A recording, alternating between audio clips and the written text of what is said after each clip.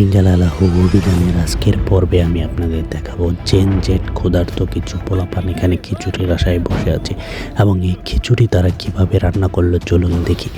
এইগুলা দেখতে পাচ্ছেন বিলুপ্ত সেই ডাইনোসরের বংশধর মুরগি এবং এইগুলা কিন্তু 6 কেজি মুরগি তারা এই খিচুড়ির জন্য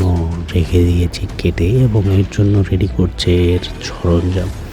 এবং এইখানে আগুন লাগানোর জন্য চেষ্টা করতেছে আশিক এবং আগুন লাগিয়েও দিয়েছে দেখতে পাচ্ছেন এবং এইখানে কিন্তু রেডি করছে মশলা বাবুর্চি যে এইগুলা রান্না করবে এবং রেডি হয়ে চলে এসেছে পেঁয়াজ এবং আদা ও রসুন বাটা এবং এইখানে দাঁড়িয়ে আছে দেখেন আমাদের বেআই জাহাঙ্গীর এবং হীরা মামা এবং এইখানে বাবুর্চি রেডি করতেছে হলুদ এবং মরিচের গুঁড়া পানি দিয়ে গুলিয়ে নিচ্ছে আগেই যেন রান্নাটা ভালো হয়। এরপরে চুলায় পাতিল বসানোর পর উত্তপ্ত হলে সেখানে ঢেলে দেওয়া হয় তেল এবং তেল গরম হলে সেখানে ঢেলে দিচ্ছে আমাদের বড় ভাই পেঁয়াজ এবং পেঁয়াজগুলোকে ভালোভাবে লেড়ে চেড়ে দিচ্ছে যেন ভালোভাবে ভাজা ভাজা হয় এবং ভাজা ভাজা হয়ে গেলে সেখানে ঢেলে দিচ্ছে হীরা মামা এইখানে আদা বাটা ও রসুন বাটা। আদা বাটা রসুন বাটা ভালোভাবে মেশানোর জন্য কিন্তু এখানে আমাদের বাবুর্চি সজল ভাই সে ভালোভাবে লেড়ে চেড়ে দিচ্ছে এবং লাড়াচাড়ার এক পর্যায়ে এখানে ঢেলে দেওয়া হয় সেই গলিয়ে রাখা হলুদ এবং গুঁড়া মরিচের গুঁড়ো এবং এইখানে কিন্তু 6 কেজি মাংস দিয়ে রান্না করা হচ্ছে খিচুড়ি এবং এইখানে দেখতে পাচ্ছেন সব কিছু রেডি আছে। এরপরে এখানে দিয়ে দেওয়া হয় কিছু বেঁচে যাওয়া হলুদের গুঁড়া পরিমাণ মতো যতটুকু লাগিয়ে দিয়েছে এবং এরপরে তারা এখানে দিয়ে দিবে লবণ দেখতে পাচ্ছেন পিওর লবণ এইখানে দিয়ে দিচ্ছে পরিমাণ মতো 3বার দিবে যেহেতু এইখানে চাউলের পরিমাণ আছে 6 কেজি এবং মাংসের পরিমাণ আছে 6 কেজি এবং ডাউল আছে 1 কেজি এবং এইখানে দেখেন দিয়ে দিচ্ছে জিরার গুঁড়া এবং তারা আরেকটা বড় ক্রাইম এখানে করে পেয়েছে রানবি খিচুড়ি দিয়েছে বিরিয়ানির মশলা দেখতে পাচ্ছেন যেন বিরিয়ানি একটা ফ্লেভার আসে এবং এইখানে দিচ্ছে দেখেন সেই ডাইনোসর কাটা মাংসগুলো এখানে দেওয়ার পরে খুবই ভালোভাবে এগুলোকে মিক্স করছে লেড়ে চেড়ে যেন মাংসগুলোতে মশলা যেন ভালোভাবে লেগে যায় এবং এই কাজটা করার পর ভালোভাবে লাগছে এবং এক পর্যায়ে এখানে ঢেলে দেওয়া হচ্ছে দেখেন ডাউল এখানে আছে মুসুরের ডাউল এবং মুগের ডাউল যেটাকে ধুয়ে ভিজিয়ে রাখা হয়েছিল হালকা এবং এইগুলাকে সিদ্ধ করার জন্য এখন চুলাতে দিয়ে ভালোভাবে মিক্স করে এগুলাকে কিছুক্ষণ রেখে দেওয়া হবে এবং এইখানে কিন্তু দেখতে পাচ্ছেন যে জালটা যেন ভালো হয় জাল দিয়ে দিচ্ছে এবং কিছু পরিমাণ পানি দিয়ে এটাকে ভালোভাবে লেড়ে চেড়ে দেখেন কিভাবে প্রস্তুত করতেছে তারা এই খিচুড়ি এবং এইখানে উপস্থিত আছে দেখতে পাচ্ছেন অবি সেও কিন্তু এটার সাথে জড়িত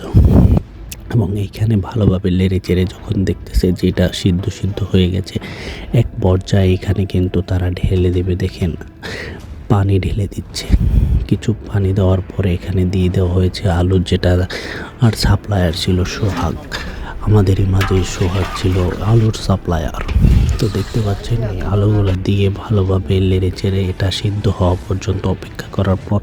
কিছু মানুষের আর সহ্য হয়নি তারা কিন্তু এগুলা খাবার জন্য পাগল কে খাবে যখনই একটা টুকরা এখানে দেওয়া হয়েছে এটা নিয়ে কারাকারি কে খাবে তবে যেই হাত দেয় গরমের জন্য আর খেতে পারে না তো একজন মুখে দেয় আবার বের করে দেয় পুরোটা মুখে না আর কি হালকা। তো এরপরে এক পর্যায়ে কারাকারি করে আমাদের এক ছোট ভাই ফয়সাল সে কিন্তু এটা খেতে সক্ষম হয় এবং এর মধ্যেই এটার মধ্যে ঢেলে দেওয়া হয় 6 কেজি পরিমাণের চাউল 6 কেজি চাউল 6 কেজি মাংস 1 কেজি ডাউল ভাবা যায়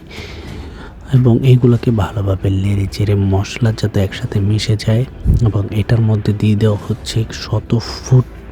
নিচে থেকে তুলে আনা পানি এবং যেহেতু এখানে 12 কেজির মতো আছে জিনিস যেমন 6 কেজি চাউল 6 কেজি মাংস 1 কেজি ডাউল এবং এটার পরিমাণ অনুযায়ী এখানে কিন্তু বাবুর্চি বলে দিয়েছে 12 কেজির মতো পানি ঢেলে দিতে যেটাকে তুলে আনা হয়েছে প্রায় 100 ফুট মাটির নিচে থেকে ভাবা যায় একবারও তো এইভাবে পানি দিয়ে দেওয়ার পর এটাকে কিছুক্ষণ লাড়াচাড়া করে রেখে দেওয়া হয় এবং দেখতে পাচ্ছেন পানি দিচ্ছে এবং এইভাবেই লাড়তে চাড়তে এটাকে কিন্তু সব মশলাপাতি একসাথে মিশিয়ে নিচ্ছে এবং এক পর্যায়ে এখানে উপস্থিত হয় সাব্বির এবং আরেক সাব্বির, ছোট সাব্বির, বড় সাব্বির, তারাও কিন্তু এটার সাথে জড়িত এবং সবাই কিন্তু এখানে টাকা দিয়ে 200-300 যে যা পারে দিয়ে কিন্তু এটাকে দেওয়া হয়েছে এবং এইখানে দেখেন হেল্প করতেছে অপু, এইখানে কিছু ভেজাল তেল ঢেলে দিয়েছে যাতে আর একটু ভালো স্বাদ আসে, খাঁটি সরিষার তেল। এবং এরপরে কিন্তু রেডি হয়ে গেছে এবং এটাকে রেডি হওয়ার পরে ভালোভাবে ঢেকে দিতে সাহায্য করছে জাহাঙ্গীর, যেন চাউলগুলো ভালোভাবে ফুটে এবং নিচে যেন পুড়ে না যায়। এর জন্য এটাকে চুলা থেকে তুলে নিচে রেখে সাইড দিয়ে এবং ঢাকনার উপরে বাবুর্চি উত্তপ্ত কয়লাগুলো এখানে দিয়ে দিচ্ছে যেন ভালোভাবে চাউলগুলো ফুটে যায়। এইভাবে কিছুক্ষণ রাখার পর দেখুন কি হয়। দেখুন এইভাবে অনেকগুলো কয়লা দিয়ে দেওয়া হয়েছে এবং কিছুক্ষণ রাখার পর যখন প্রস্তুত হয়ে যায় তখন এগুলোকে ভালোভাবে লেড়ে ছেড়ে দিচ্ছে যেন যেগুলা আছে উপরে ছিল এগুলো যেন মিশে যায় এবং বাড়তে যেন সুবিধা হয়। এবং এইগুলো হওয়ার পর এটাকে কিন্তু নিয়ে যাওয়া হবে সেই জেনজি পোলাপান যারা এগুলো খাওয়ার জন্য বসে আছে এবং দেখেন রেডি হয়ে আসতে না আসতে তারা কিন্তু লড়ে চড়ে বসেছে এগুলা খাওয়ার জন্য। এবং এই রুমটা আমাদের হীরা মামার বাসায়। তো দেখেন রেডি হয়ে গেল খাবার এবং সবাই কত খুশি প্লেট নিয়ে রেডি হয়ে বসে আছে খাবার জন্য। এরই মধ্যে উপস্থিত হয়ে গেছে সবাই, এই যে দেখতে পাচ্ছেন পারভেজ দেখাচ্ছে এই তুমি ওইদিকে যাও, এর মধ্যেই ঢেলে দেওয়া হলো। এর মধ্যে উপস্থিত হয়ে গেছে রাজু খিচুড়ি খাওয়ার জন্য এবং ওই যে দেখেন সাব্বির আছে, এইখানে আছে ফয়সাল আছে, আরও অনেকেই যারা এই খিচুড়ি খাওয়ার জন্য চলে এসেছে। এবং এইখানে দেখেন এই যে খিচুড়ি আমাদেরগুলো আগে দিয়ে দিয়েছে এবং ওইখানে ওরা বসে আছে যে ওরা আগে পায়নি বলে। তো এরই মধ্যে এই যে আমাদের সাব্বির সে কিন্তু বলতেছে আমাকে দিয়ে যান দিয়ে যান। এর মধ্যে আমি এখানে যখন রিপোর্ট করতে যাই তারা কিন্তু আমাকেও ধরে এই ঘুষের মতো করে আমাকে এইগুলো খাওয়িয়ে দিয়েছে যেন আমি কাউকে কিছু না বলি। তবে আমি তো সাংবাদিক, আমাকে তো বলতেই হবে, সত্যি উন্মোচন করতেই হবে তারা কীভাবে খিচুড়িগুলো রান্না করলো। আপনারা দেখতে পাচ্ছেন খুবই সুস্বাদু হয়েছিল এই খাবারগুলো। আর আমার পাতেই তা কিন্তু বেশি পড়ে গেছিলো এবং এক পর্যায়ে আমি কিন্তু বলে উঠি মধু মধু। আসলে এই মধু খুবই মজা হয়েছিল এই খিচুড়িগুলা।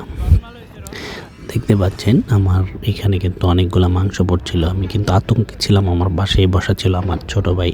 সে কি হামলা দেয় কিনা মাংসর উপরে, কিন্তু না, সে হামলা দেয় না, আমি আগেই তাকে একটা টুকরা দিয়ে দিই। এবং এইভাবে আমরা খেতে খেতে এখানে বসে আছেন আমাদের নাজমুল মামা। এরই মধ্যে হাত তুলে দেখিয়ে দিল পায়েল, সেও আছে এটার সাথে জড়িত।